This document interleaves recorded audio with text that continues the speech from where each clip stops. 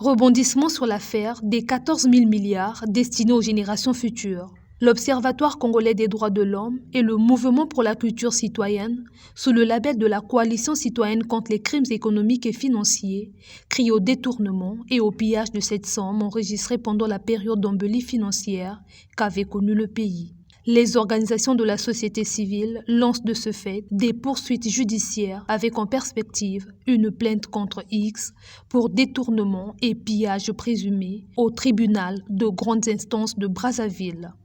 Cette plainte est la réponse raisonnable de nos organisations à l'interpellation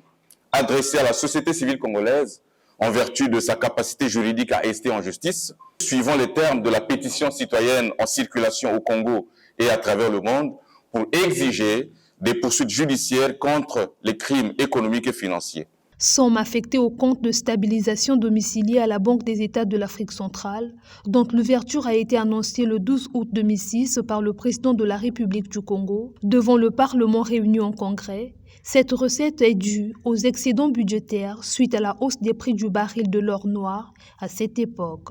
Selon les autorités congolaises, une partie de cet argent aurait servi de maintenir les équilibres financiers en phase avec le fonctionnement et les réalisations du gouvernement. Il s'est également de signaler que l'audit annuel de ce compte de stabilisation que le chef de l'État avait promis en 2006 et que devrait effectuer chaque année la Cour des comptes et de discipline budgétaire n'a jamais été réalisé. S'il s'avère que ces fonds